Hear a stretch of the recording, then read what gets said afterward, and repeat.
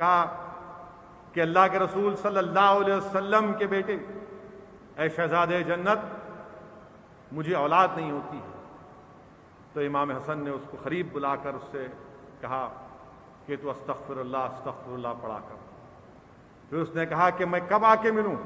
تو امام حسن نے کہا، شہزادہ جنت نے کہا، نواس رسول نے کہا، جس کو اللہ کے رسول صلی اللہ علیہ وسلم اپنے گود میں اٹھا لیتے تھے، اپنے کندھے پر سواری کرتے تھے، امام حسن نے ارشاد فرمایا کہ جب تیرے 10 بچے ہو جائیں گے جب آ کے ملنا مجھ سے۔ اور بعد میں آیا اور حضرت امیر معاویہ کو ساتھ لے کر آیا اور بولا کہ امام حسن میرے 10 بچے ہو گئے۔ امیر معاویہ نے پوچھا کہ کیا آپ نے کون سا وظیفہ اس کو دیا؟ تو امام حسن نے ارشاد فرمایا کہ سورہ نوح میں اللہ نے فرمایا استغفر اللہ پڑھو، اللہ تم کو دولت دے گا، تم کو اولاد دے گا، اللہ آسمانوں سے بارش نازل کرے گا۔ تو میرے عزیز دوستو اور بزرگوں، میری عزتدار اور ماں اور بہنوں، استغفر اللہ کثرت سے پڑھیے، اپنے گناہوں سے اللہ سے بھیک مانگے، اللہ ہمارے گناہوں کو معاف فرما دے۔ وہیں پر میرے عزیز دوستو ایک اور واقعہ میں نے علماؤں کی زبان سے سنا۔ حضرت موسیٰ علیہ السلام کے زمانے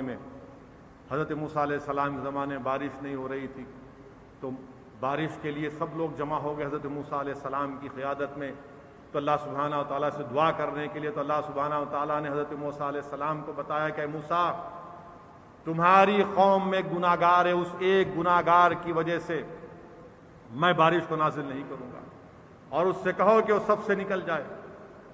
حضرت موسیٰ علیہ السلام اعلان کرتے ہیں کہ ایک شخص ہے جو گناہگار ہے، جو باغی ہے اللہ کا، وہ سب سے نکل جائے۔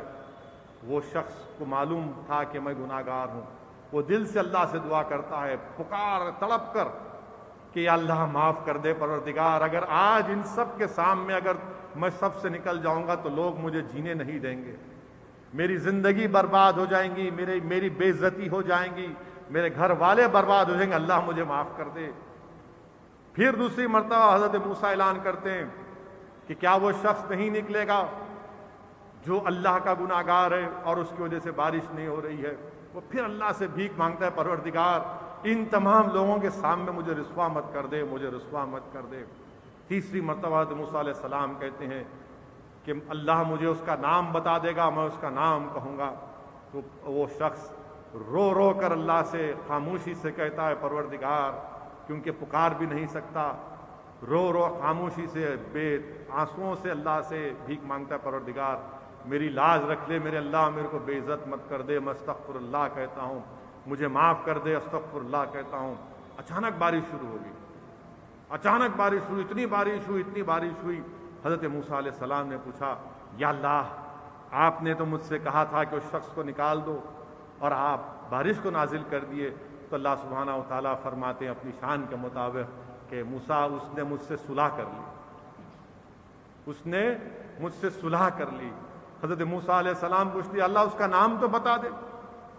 اللہ فرماتا ہے کہ موسیٰ، میں اس وقت بھی اس کا نام نہیں بتایا کہ جس کی وجہ سے بارش نہیں ہو رہی تھی، آج اس نے مجھ سے صلح کر لی تو میں اس کا نام کیسے بتاؤں گا؟ یہ اللہ کی شان رحیمی اور شان کریمی ہے میرے عزیز دوستوں اور بزرگوں۔ وہیں پر کنز الایمان کی حدیث شریف ہے کہ اللہ کے رسول صلی اللہ علیہ وسلم کی حدیث شریف ہے کہ اللہ کے رسول صلی اللہ علیہ وسلم حدیث شریف فرماتے ہیں کہ ایک شخص تھا جس کی دولت ختم ہو گئی، وہ اللہ سے بھیک مانگا، پروردگار میری دولت ختم ہو گئی، یا اللہ مجھے دولت دے دے۔ اللہ فرشتوں کو حکم کرے گا دولت دے دو، تو فرشتے کہیں گے اللہ آپ کا حکم ماننا ہمارے لیے ہم مانیں گے یا پروردگار، مگر یہ شخص آپ سے صلح نہیں کیا، رجوع نہیں ہوا۔ اللہ کہتا ہے میں جانتا ہوں دولت دو اس کو۔ 70 مرتبہ اسی کرتا ہے، دولت اللہ کے کرم سے آتی ہے، کھوتا ہے، پھر اللہ سے بھیک مانگتا، اللہ دیتا ہے، فرشتے کہتے ہیں یا اللہ کہتا ہے میں جانتا ہوں۔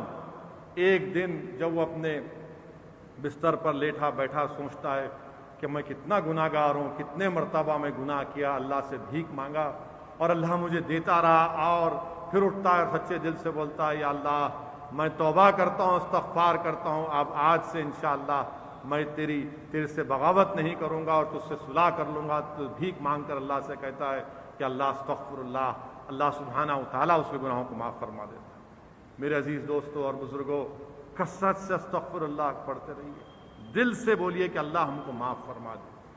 اللہ ہمارے شہرک کے قریب ہے، یاد رکھو، اللہ ہمارے شہرک کے قریب ہے، اللہ ہمارے شہرک کے قریب ہے، یاد رکھو۔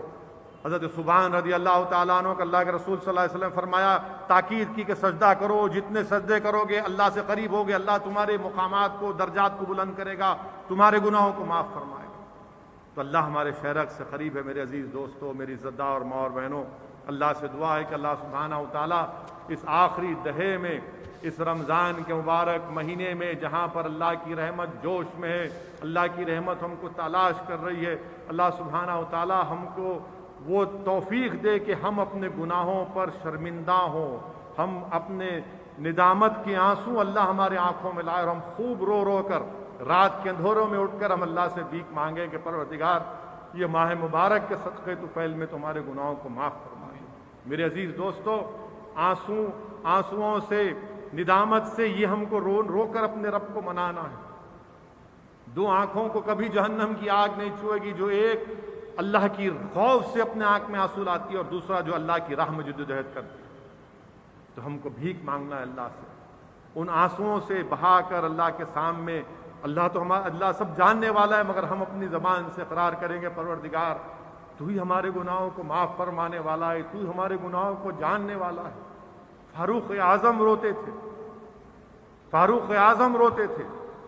صحابی رسول آ کے بولے، یا فاروق اعظم، اللہ تو آپ سے راضی ہے، آپ کیوں رو رہے ہیں؟ تو انہوں نے فرمایا کہ تم نہیں جانتے کہ میرے اور میرے اللہ کے درمیان میں کیا ہے۔ یہ فاروق اعظم کہہ رہے ہیں، یاد رکھو، جس کو دیکھ کر شیطان بھاگ جاتا تھا، وہ فاروق اعظم۔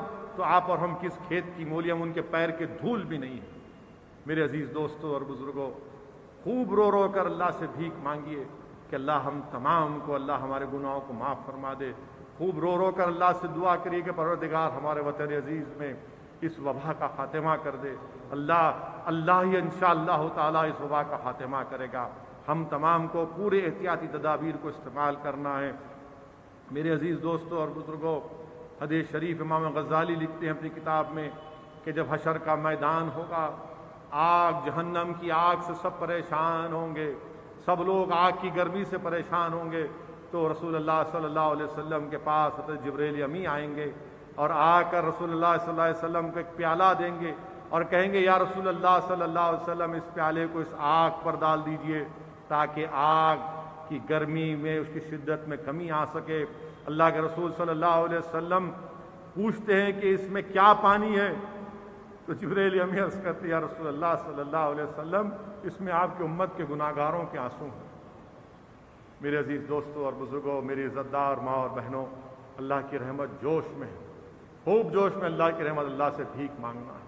اسد الدین اویسی گناہگار ہے، اللہ جانتا ہے میں کیا کیا کیا ہوں، اللہ کا کرم ہے کہ اللہ سبحانہ و تعالیٰ نے مجلس اتحاد المسلمین کو کامیابیوں پر کامیابیاں دیتا ہے۔ یہ اللہ کا بہت بڑا کرم ہے، اس کا فضل ہے۔ ہم کو نہیں ملی کامیابی بنگال میں، تمل ناڈو میں، الحمدللہ ہم پھر کوشش کریں گے۔ میں سلام کرتا ہوں اپنے ان تمام مجلس کے رفقاؤں کا جنہوں نے محنت کی، اور ہم محنت کریں گے انشاءاللہ تعالی۔ میرے عزیز دوستوں اور بزرگوں، جو لوگ مجلس اتحاد المسلمین کے مخالفین ہیں، میں آپ کے لیے بھی دعا کرتا ہوں کہ اللہ سبحانہ و تعالی آپ کے دل میں مجلس اتحاد المسلمین کی محبت کو پیدا کر دے۔ میری نظر میں شکست اور کامیابی کا پیمانہ الگ ہے۔ شکست، کامیابی یہ نہیں ہے کہ دشمن کو تہس نہس کر دیا جائے۔ کامیابی یہ ہے کہ اگر کامیابی نہ بھی ملے تو راہ حق کے راستے سے منہ نہیں موڑنا۔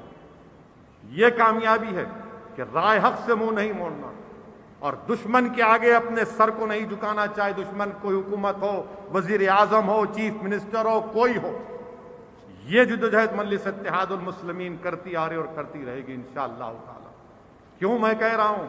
حضرت بلال کو گرم گرم ریت پر لٹا کر گرم پتھر سینے پر رکھ دیے گئے۔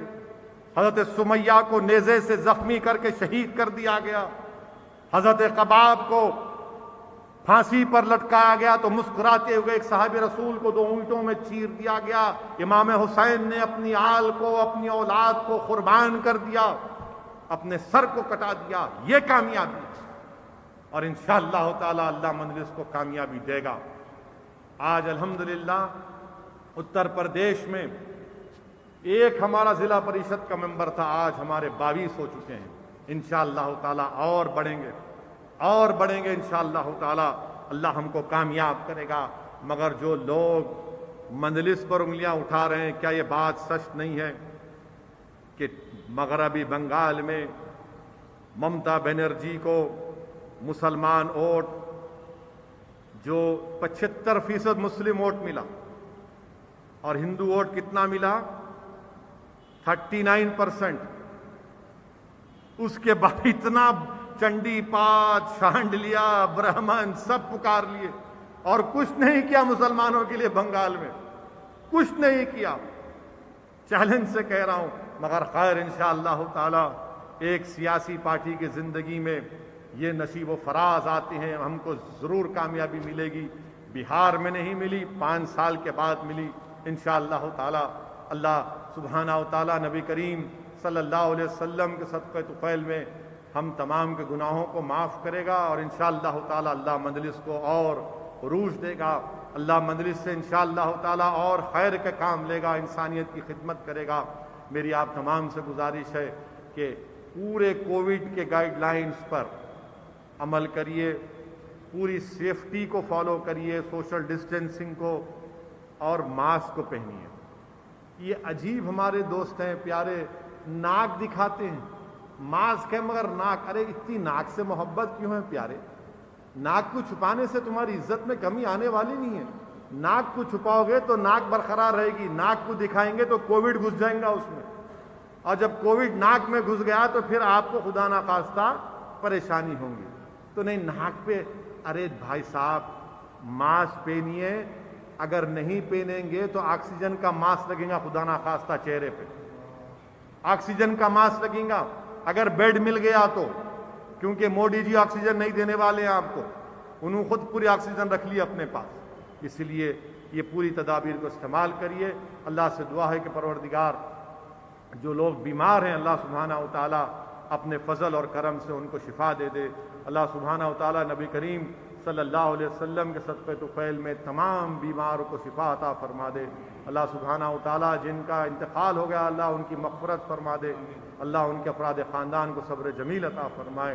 اللہ سبحانہ و تعالی سے ہم بھیک مانگتے ہیں، اللہ سے اس روزے کی حالت میں سوکھے ہوئے ہونٹوں سے حلق جو ہمارا سوکھ چکا ہے، پروردگار ہمارے وطن عزیز میں اس کورونا کو خاتمہ کر دے۔ اللہ پروردگار اس پلیگ کو ختم کر دے رب العالمین۔ اللہ آپ کن فیکون فرما دیجیے۔ اللہ آپ کے خزانے میں کوئی کمی آنے والی نہیں ہے، پروردگار چھٹکارا دلا دیجیے یا رب العالمین، یا